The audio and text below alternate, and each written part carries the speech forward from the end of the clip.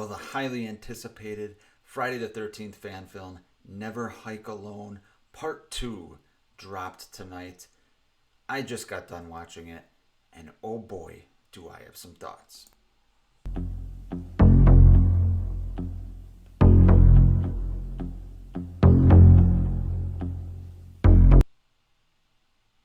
Hey, what's up, everybody? I'm Nick Push. Happy Friday the 13th.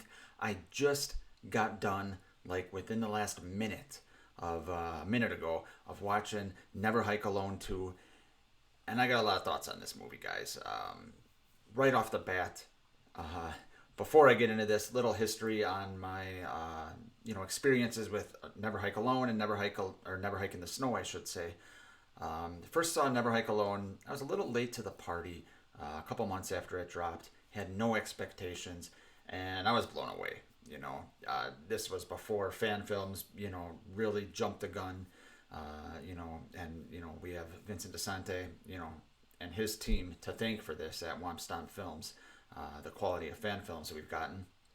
But I had no expectations, and I was blown away.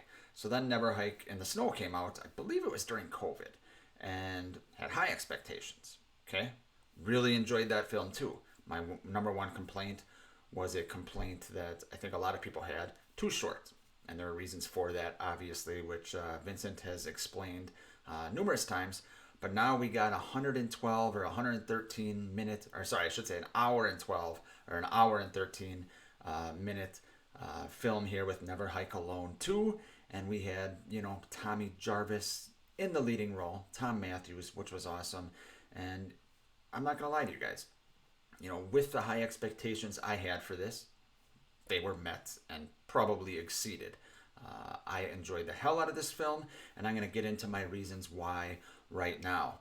Before I do that, do me a favor if you're watching this, guys. Hit the subscribe button if you like talking horror. I love talking horror, and I love meeting new people that enjoy talking horror movies. So I really appreciate it, and it really helps out the channel. So, this is not going to be a formal review, as I am not a formal reviewer, but I'm just going to kind of give you guys my unbiased thoughts on this film. Right off the bat, let's talk about the story. So, Never Hike Alone happened, and then Never Hike in the Snow was a prequel, okay? And then we have Never Hike Alone 2, which takes place after, obviously, both of those films. And it is Tom Matthews' story. It is the story of Tommy Jarvis. And it basically, takes us from the end of Never Hike Alone and brings us up to, the conclusion of this story. And right away, what I liked, what they did with that was they weaved in bits and pieces of both Never Hike Alone and Never Hike in the Snow, things we didn't see from either a different character's point of view or something that might have been off camera. You have Jason doing things in essentially the same scene in Never Hike Alone, but we have a different point of view and we see Jason doing things, or we see Tommy doing things. And that's really cool. I thought that was really, really clever. It almost kind of reminded me of Back to the Future Part 2 when Marty goes back to 1955 and we see things from a different point of view. So I thought that was really cool. But essentially, it's Tommy basically trying to convince everyone that Jason is real, and the aftermath of what happens to the hiker.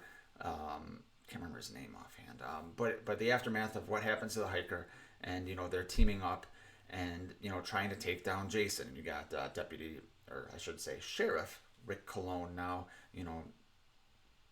not believing any of this shit, right? And they got that actor back, and it was really well done. Okay, I have one aspect of the story that I don't know whether I like or not, and I'm going back and forth each way. After this, guys, I am going to be talking spoilers. So, there might be some heavy spoilers on, the rest of the story. So, if you guys don't want any spoilers, I would advise you to stop watching now. But now I'm going to get into kind of the nitty gritty of, the conclusion of this film. And the reason I want to say that is because there's a part that I'm talking about here that I don't know if I like or not, but I think I like. But maybe I don't. I don't know. But I like that I don't know. It's kind of cool. But essentially, the way to kill Jason here in this story, Tommy figures it out, is to destroy Mrs. Voorhees' head. Now, on one hand, I don't like that. Okay? initially when he said that, I was like, oh, really? That's where we're going here? But, but, the more I think about it, okay, the more I think about it, because like I said, I'm just got done watching it, but the more I think about it, and as I was kind of watching it unfold, I think I do like it. I could go either way, but the reason I like it is because it kind of brings us back into the mythology of the early Friday the 13th movies, right? Obviously, he kept Mrs. Voorhees' head on a mantle in Friday the 13th Part 2, which we also saw in Never Hike in the Snow. And, basically, Tommy and the hiker need to destroy Mrs. Voorhees' head. That is kind of Jason's tether to keep coming back. And they end up succeeding in that, and then Tommy ends up decapitating Jason, and the movie's over. A lot happens in between there, which I'm going to get into kind of some more nitty gritties when I talk about the characters and things like that. But as far as the story goes, like I said, I could go either way on that. But I like that, it kind of explains things and it uses the mythology of Jason's story in order to come up with a conclusion. Which, whether you think it's satisfying or not, I personally, I thought it was pretty satisfying the way they ended it. And what are you gonna do? Jason's been risen from the dead. He survived so many things. You gotta have something, right? You gotta have some type of MacGuffin, some type of new mythology in order to defeat Jason. Otherwise, why can he get up from a machete in the head sometimes and then something else he dies? So in a way, I completely understand the decision of Vincent and his team to kind of create this mythology. Okay. So as far as story goes, guys, I thought it was a really clever story. Let's get into some of the other technical aspects of this movie. This is a fan film, right? It's a fan film in name only. You've heard this many times with all the new fan films that come out. These high quality fan films started by Womp Stomp Films, essentially, right?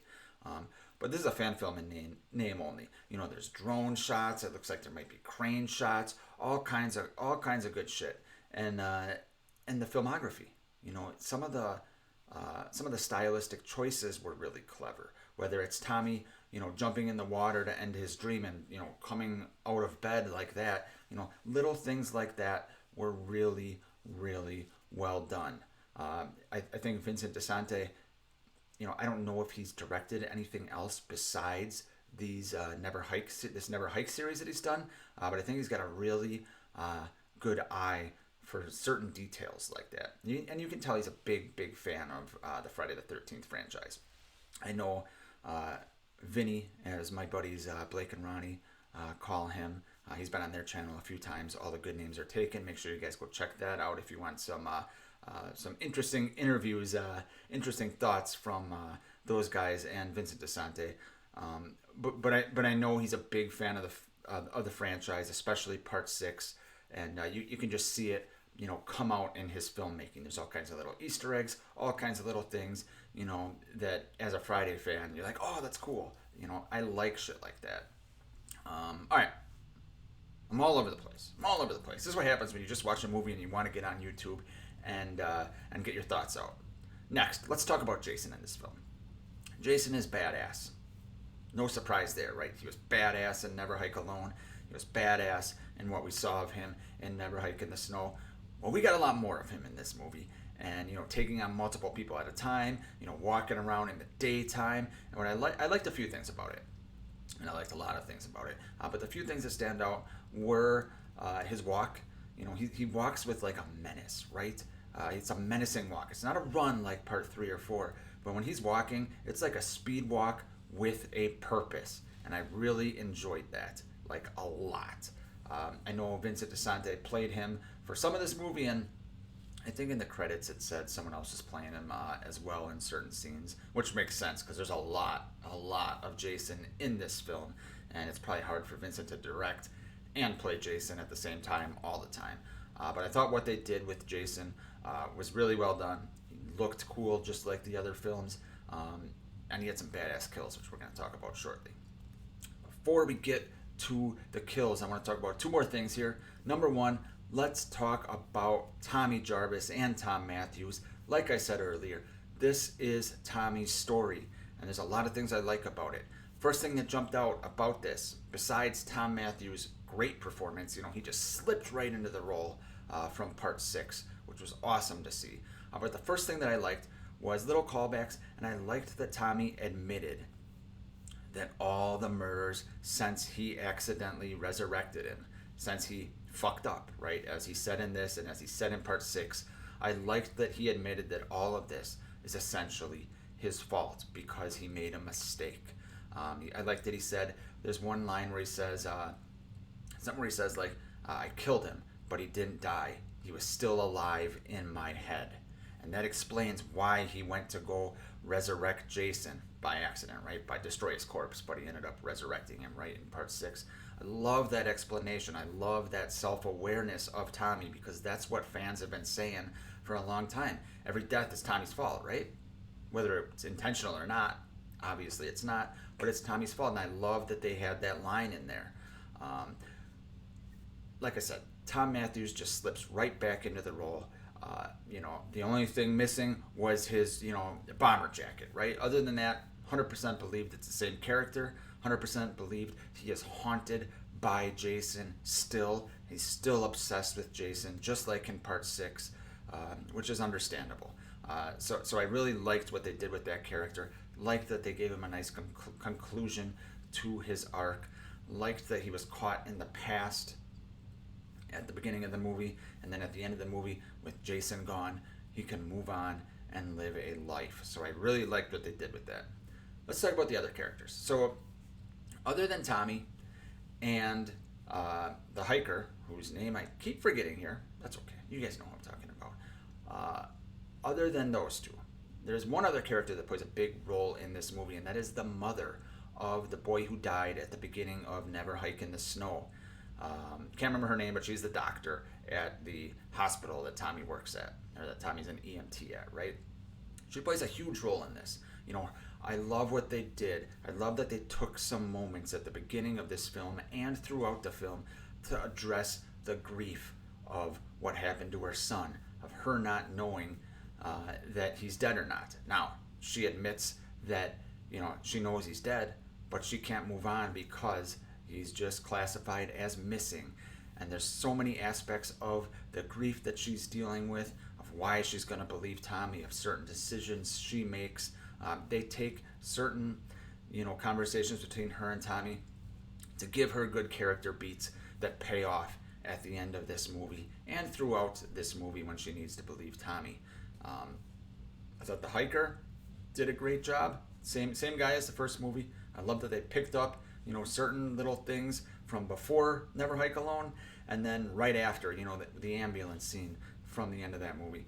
Really, really enjoyed what they did with this character. I love how him and Tommy had a team up, and they needed each other, or essentially Tommy needed him, to show him where he found Mrs. Voorhees' head and all that shit. The dynamic between those two characters, the good chemistry, really, really enjoyed it. And then, of course, Deputy Rick Cologne, sheriff now, I keep saying deputy, but thought he was good. I loved his little arc where he still didn't believe Tommy, and then Jason confronts all of them at the hospital, and he completes his arc by essentially sacrificing himself to make a diversion. So all the characters I thought were really well done. Very professionally made film in that aspect. Final thing, since it's a Friday the 13th movie, we got to talk about the kills. There were a lot more kills than I thought were going to be in this movie, and they were pretty goddamn badass. There was one kill, which I thought was going to be the best kill in the movie, because I was like, holy shit, where he grabs one of the nurses. Jason goes to the hospital, right? Grabs one of the nurses and fucking guts her from hip to hip in the stomach, and you actually see the intestines fall out. And they made it a good character moment, a good, had some emotional beats with that, with her security friend, seeing that. But I was like, oh my God, that is the one standout kill that they're going to have in this movie. But then we got, spoiler again, deputy again, I keep saying deputy, Sheriff Rick Cologne, going out like a champ as well. Jason just brutally, fucking tears his head open, essentially. Pretty badass. I thought the kills were extremely well done, and they gave us a lot of them, more than I expected. Maybe you guys didn't expect, or maybe you guys expected a bunch. me, based on the budget and even the runtime and things like that, I was like, okay, we'll get 4 or 5 kills. In addition to those 2 that I mentioned, we have a bunch. There's another good one at the beginning ish of the film with the female police officer when Jason like strangles her, and she's reaching for the horn and he pulls her hand out. Like, all that shit, so good, so good, very well done. So in conclusion, guys, I really enjoyed this film. Like I said, I have that one little thing that I don't know whether I like or I don't like, but I think I'm going to end up really liking it. I think it's a clever twist on the Friday the 13th mythology, and it brings us back to the origins of Jason. And they had so many good different character beats, great kills, like I said. Jason is badass, and since this is Tommy Jarvis's story, Tommy Jarvis's conclusion, I thought it was done extremely well. So Vincent DeSante, Womp Stomp Films, you and your team did an awesome job. Thank you for giving us this awesome Friday the 13th fan film, especially as we've been stuck in Friday the 13th purgatory without a film for so long. I mean, shit, how many Friday the 13ths have we had, like today, since 2009? I don't even know. 20? 25? It's nice to have something. And to have something high quality like this is really, really just a pleasure as a fan of the franchise, which I obviously am. And Vincent obviously is. So bravo, Womp Stomp Films. Thank you guys for this gift to the fans. That's all for me, guys. Thanks for watching. I'll see you next time.